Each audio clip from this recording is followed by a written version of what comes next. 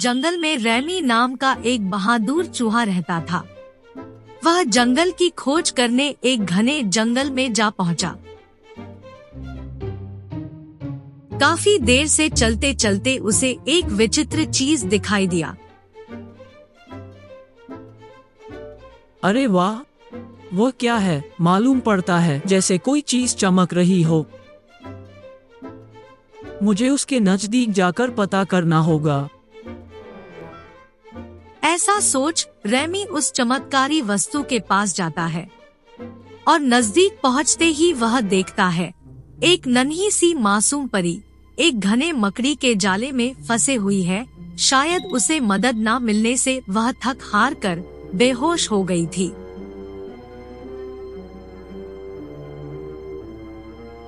Ramie ने सोचा, इसे मदद की जरूरत है, मुझे इसकी मदद करनी चाहिए।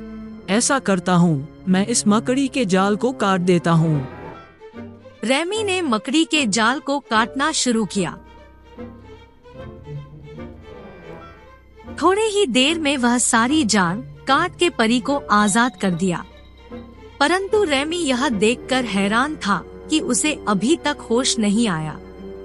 रैमी को एक तरकीब सूझी। वह पास के ही नदी में गया और वहां से अपने मुंह में पानी भरकर परी के चेहरे पर पानी का छींटा दिया।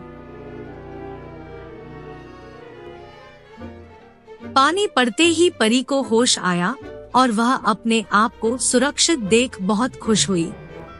उसे होश में आते देख रैमी बहुत खुश हुआ और बोला, तुम कौन हो और तुम्हारा क्या नाम है? इस जंगल में तुम अकेली क्या कर रही हो? यह सुन परी बोली, मैं एक परी हूँ और मेरा नाम एंजेलिना है। इस जंगल की मनमोहक सुंदरता को देखने के लिए मैं यहाँ आई थी।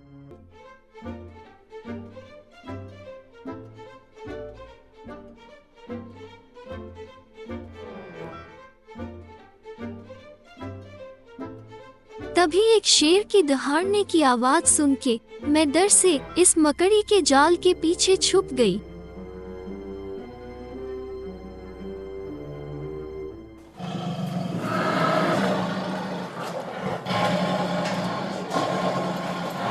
थोड़ी ही देर बाद मैं निकलना चाही, परंतु मैं इस जाल में और उलझती ही चली गई।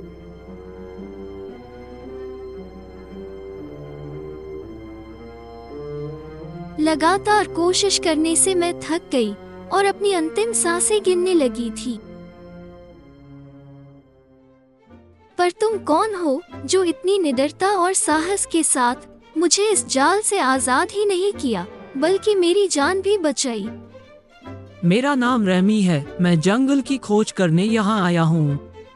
मुझे नए जगह पर जाना और वहाँ किसी विशेषताओं की खोज करना मुझे बहुत अच्छा लगता है।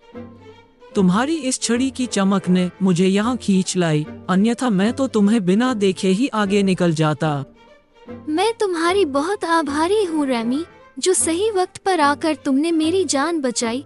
मैं तुम्हारे इस एहसान का बदला तो नहीं चुका सकती, परंतु तुम्हारी 3 इच्छाएं जरूर पूरी कर सकती हूँ। अपनी कोई 3 इच्छाएं बताओ रैमी, जिसकी तुम कल्पना करते हो। क्या वाकई में तुम्हारे पास इतनी शक्तियां हैं? उन शक्तियों से तुम अपनी जान क्यों नहीं बचाई? इतनी शक्तियां होते हुए भी आखिर तुम क्यों मायूस और लाचार पड़ी रही? रैमी, परी की सारी शक्तियां इस छड़ी में होती है।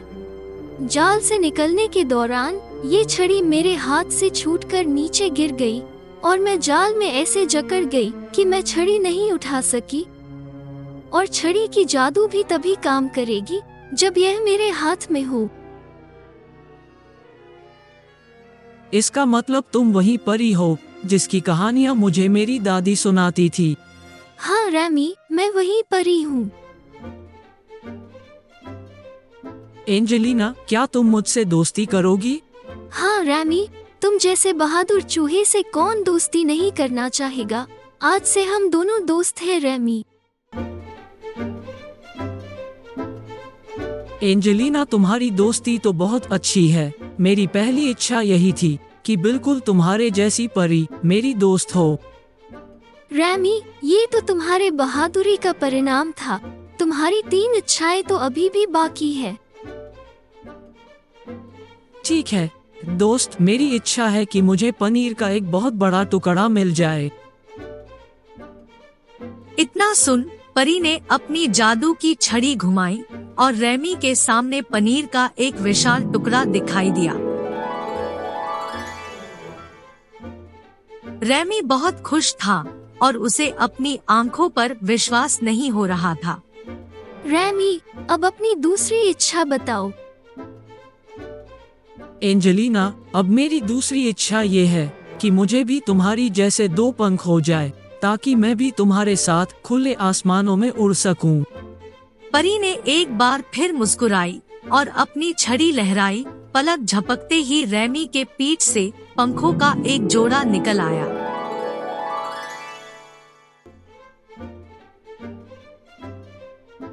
पंख मिलते ही रैमी की खुशी चौथे आसमान पर था और रैमी ने अपने पंखों को उल्लास के साथ फड़फड़ाने लगा।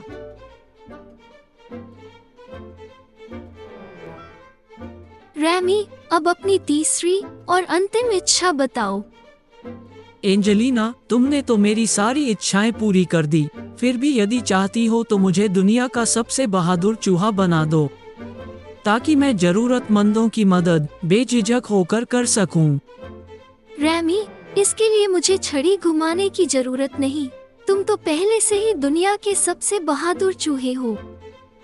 इतना सुनते ही रैमी चौंक गया और उसने जो सुना उस पर विश्वास नहीं कर पा रहा था।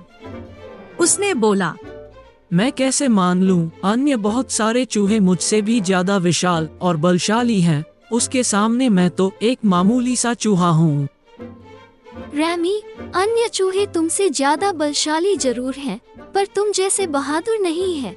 बहादुरी से बल मिलती है, बिना बहादुरी का बल भी व्यर्थ है। इसलिए अपने आप को मामूली मत समझो, तुम बहुत बहादुर हो। अच्छा दोस्त, अब मैं चलती हूँ। तुम्हारी रास्ते में जब भी कोई संकट आए, अपनी आंखें बंद करके मुझे बुलाना। मैं झट से तुम्हारे सामने आ जाऊंगी। इतना कहकर परी वापस अपने दुनिया में चली जाती है और रैमी भी अपने पंखों का आनंद लेते हुए पनीर का टुकड़ा उठाए अपने घर चला जाता है।